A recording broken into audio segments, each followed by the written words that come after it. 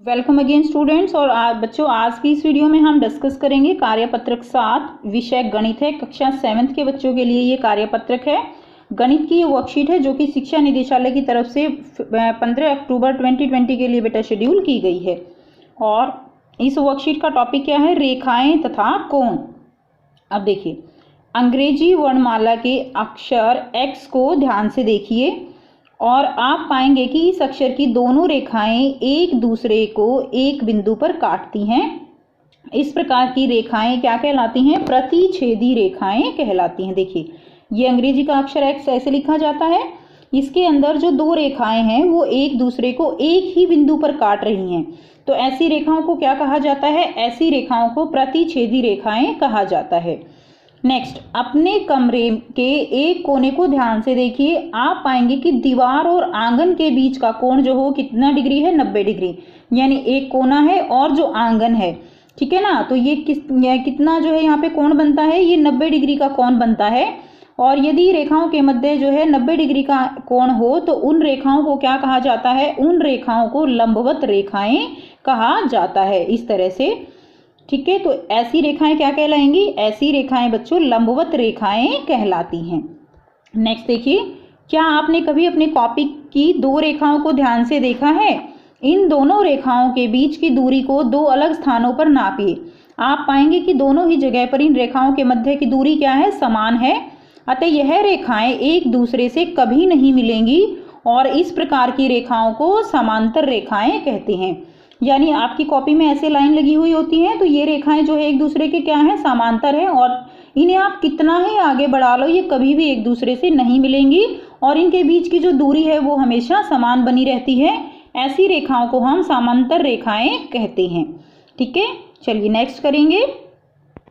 जब कोई रेखा किन्हीं दो रेखाओं पर गिरती है तो उन दोनों रेखाओं को दो अलग अलग बिंदुओं पर काटती है। देखिए बेटा, ये दो रेखाएं हैं, एक रेखा हमने इसके ऊपर गिरा दी तो क्या हुआ? एक बिंदु यहाँ पर काटा, एक बिंदु यहाँ पर काटा।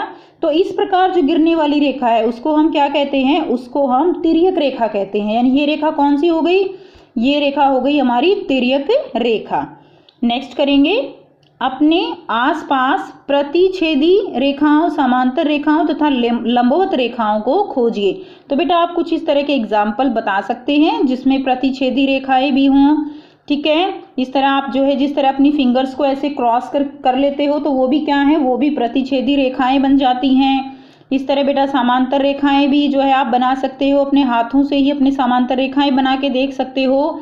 और लंबवत रेखाएं जो हैं, लंबवत रेखाएं भी आप घर में, जैसे हमने अभी जो कोना है, ठीक है, वो और जो फर्श है उसका हमने क्या बनाया? एक इस तरह का लंबवत रेखा जो है हमने बनाई। और भी एग्जाम्पल आप देख सकते हो, जैसे लैपटॉप है। लैपटॉप में क्या है कि अगर आप उसको बिल्कुल एकदम जैसे जो पार्ट खुलता है उसको एकदम बिल्कुल ऐसे सीधा रखें बेटा, तो वो क्या बनाएगी? वो जो है इस तरह से आपकी लंबवत रेखाएं बन जाएगी। ठीक है, तो अगर उनको आप एक रेखा मान के चलो तो जो है वो क्या होगी? वो एक लंबवत रेखा होगी, अगर आप उनके कोणों को जो है देखते हो तो ये बेटा कुछ एग्जाम्पल हैं। अब देखिए नेक्स्ट, देखिए निम्न चित्रों में बने हुए अंग्रेजी वर्णमाला के अक्षरों की आकृति को ध्यान से देखिए जो दो समांतर रेखाओं और एक तिर्यक रेखा से बने हुए हैं। अब यहाँ पर देखिए दो समांतर रेखाएं हैं और ये क्या है? एक तिर्यक रेखा। इसमें आप देख पा रहे हो कि ये जो है अंग्रेजी का एक्स अक्षर जो है F बन गया, ये Z बन गया और ये क्या बन रहा है? ये X बन रहा है। अब अक्षर F के द्वारा बने कोण क्या कहलाते हैं? संगत कोण कहलाते हैं तथा ये एक दूसरे के बराबर होते हैं।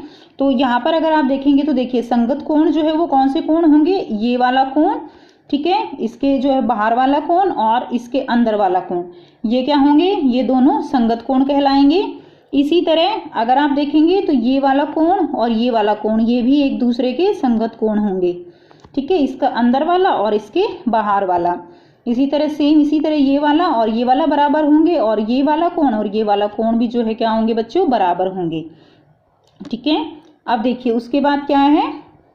साथ ही अक्षर F द्वारा तिर्यक रेखा के एक ही और बने कोणों का योग कितना होता है? 180 होता है। यानी अगर आप देखें तो ये जो है ये तिर्यक रेखा है, इसके साथ ही अक्षर F द्वारा तिर्यक रेखा के एक ही ओर बने कोण, यानी ये वाला कोण और ये वाला कोण, ये दोनों क्या है, ये दोनों कोण जो है कितने के बराबर होंगे, इनका दोनों का 180 जो है योग होगा।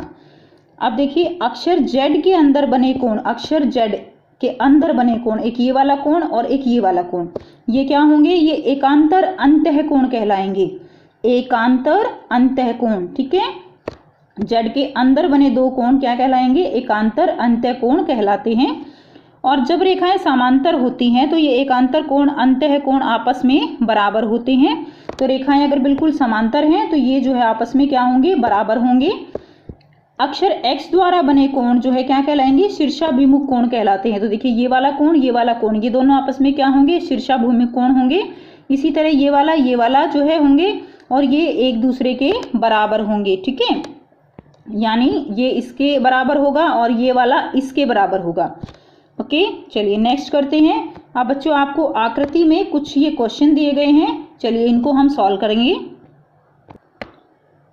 सो बच्चों ये आपका फर्स्ट क्वेश्चन गिवन है कि आकृति में आपको निम्नलिखित कोणों की जो है क्या करनी है, पहचान करनी है। तो ये आपको गिवन है 1 2 3 4 5 6 7 8। ठीक है, तो यहाँ पर आप देख पा रहे हो कि दो यहाँ पर समांतर रेखाएं हैं और एक तिर्यक रेखा है।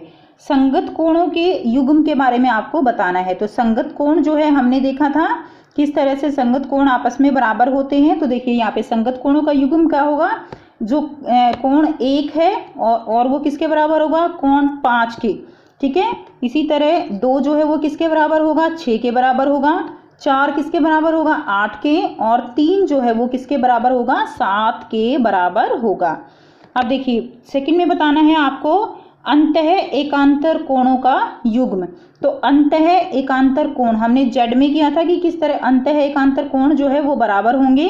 तो यहाँ से भी आप देखिए, यहाँ से अगर आप यहाँ से इस तरह से Z बनाते हैं तो आप देखिए कोण 3 जो है वो कोण 5 के बराबर होगा। और यहाँ पर कोण इस तरह से भी जो है Z बन सकता है। तो कोण 2 वो किसके बराबर होगा, वो कोण 8 के बराबर होगा।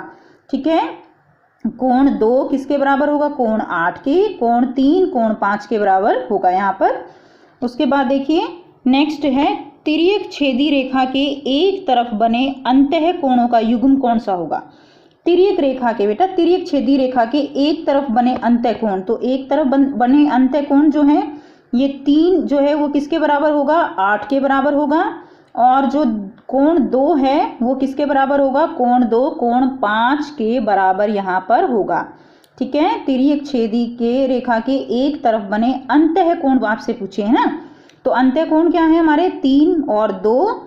ठीक है, और 8 और 5, तो 3 और 8 बराबर होंगे, 2 और 5 बराबर होगा। नेक्स्ट देखिए ये ऊर्ध्वाधर सम्मुख कोण जो है वो कौन से कोण होंगे। तो बेटा हमने किया था कि जहाँ पे x की जो पोजीशन है ये इसके सामने वाला बराबर होगा, ये इसके सामने वाला ये बराबर होगा। तो यहाँ पर क्या होगा, कोण 1 कोण 3 के बराबर, कोण 4 जो है कोण 2 के बराबर, कोण 6 8 के बराबर और कोण 5 जो है वो 7 के बराबर होगा। तो बच्चों ये है आपका ऊर्ध्वाधर सम्मुख कोण। नेक्स्ट क्वेश्चन करेंगे प्रश्न 3 जो आपका गिवन है। ये आप देखिए इसमें आपको कोणों के बारे में जो है कोण निकालने हैं, अज्ञात कोण ज्ञात करने हैं। तो इसमें आपको यहाँ पर दिया गया है जो है P और Q दो समांतर रेखाएं हैं और ये जो है एक यहाँ पर तिर्यक रेखा है। अब जो तिर्यक रेखा है P और Q जो समांतर है उनको क्या करती है, प्रतिच्छेदित करती है। अब यहाँ पर देखिए 125 का आपको ये वाला कोण दिया गया है। अब 125 यहाँ पर है और 125 देखो बेटा लाइन के जैसे यहाँ पे अगर प्रतिच्छेद कर रही है तो ये वाला जो कोण होगा ये कितने का होगा, 180 का होगा। 180 में से इसको आपको दे दिया गया 125। अब 180 में से 125 को माइनस करोगे तो ये बाकी बचा हुआ कोण आपको यहाँ पे पता चल जाएगा। तो देखिए यहाँ पे 125 हमें दे दिया, ई जो है वो हमें निकालना है, यहाँ से निकाल सकते हैं। तो क्या करेंगे, ई जो है 180 में से 125 हम माइनस कर देंगे तो कितना आ जाएगा, 55। तो ये कितना आ गया हमारा, ई कोण आ गया हमारा 55। ठीक है, ओके। तो ये रैखिक युग्म से निकाला है हमने। उसके बाद देखिए यहाँ पर ई जो है वो किसके बराबर है हमारा, ई एफ के बराबर है, क्योंकि वो ऊर्ध्वाधर सम्मुख कोण है। हमने अभी अभी जो सेकंड क्वेश्चन था उसमें पढ़ा कि ई जो है वो किसके बराबर है, ई एफ के बराबर है। तो ये एफ भी कितना हो गया, 55 ऊर्ध्वाधर सम्मुख कोण है। ए जो है वो किसके बराबर हो गया, एफ के बराबर हो गया। याद कीजिए क्यों हो गया, अंतः एकांतर कोण, ठीक है। ए एफ के बराबर हो गया, अंतः एकांतर कोण है, हमने पढ़ा अभी ऊपर अंतः एकांतर कोण कौन से थे। उसके बाद देखिए बेटा ए और बी, ये देखिए ए और बी, ये कोण जो है ये भी किसका होगा, 180 का होगा। और यहाँ से हमने क्या निकाला, अभी ए हमने निकाल लिया 55, बी हम यहाँ से निकाल सकते हैं, 180 में से 55 घटा देंगे तो ये भी कितने का हो गया, 125 का निकल गया, ठीक है। समीकरण 1 से हमने ये निकाल लिया ना यहाँ से, तो ये कितने का हो गया, 125 का, यहाँ से बी जो है वो 125 का हो गया। अब ए और सी आपस में बराबर होंगे, ऊर्ध्वाधर सम्मुख कोण है ए और सी, ठीक है। ए और सी बराबर हो गए 55, हमने ए तो अभी ऊपर निकाला ना 55 का, तो सी भी उसके साथ ही निकल गया 55 का। और इसी तरह हमने बी अभी निकाला कितने का, 125 का, तो बी के सामने ऊर्ध्वाधर सम्मुख कोण है तो ये डी, ये भी बराबर हो गया 125। तो बेटा सारे कोण निकल गए। ए कितने का हो गया, 55 का, बी हो गया 125, सी हो गया 55, डी हो गया 125, ई हो गया हमारा यहाँ से फिर से 55, और एफ इसके सामने वाला है, ऊर्ध्वाधर सम्मुख कोण है तो ये भी कितने का हो गया बेटा, 55 डिग्री का यहाँ पर कोण हो गया, ठीक है। नेक्स्ट क्वेश्चन देखिए बेटा कैसे करेंगे। नेक्स्ट क्वेश्चन नंबर 3 है, यदि दो रेखाएं एक दूसरे को काटती हैं तो उनके मध्य कितने कोण बनते हैं। तो देखिए बेटा यहाँ पर आपको दिखाया गया है, दो रेखाएं अगर एक दूसरे को काट रही हैं, ये दो रेखाएं हैं, तो कितने कोण यहाँ पर बन रहे हैं। तो देखिए 1 2 3 4, तो टोटल कितने कोण बन रहे हैं, 4 कोण बन रहे हैं। और ये जो कोण है ये क्या कहलाते हैं, ये शीर्षाभिमुख कोण कहलाते हैं, ठीक है। शीर्षाभिमुख कोण ये जो है इसके बराबर होगा, ये इसके बराबर होगा। तो ये हम ऑलरेडी अभी हमने देखा कि किस तरह शीर्षाभिमुख कोण जो है वो बराबर होते हैं। तो ये थी बच्चों आपकी आज की वर्कशीट। आई होप बेटा आपको ये वर्कशीट क्लियर है, कोई प्रॉब्लम है तो आप कमेंट करके पूछ सकते हो।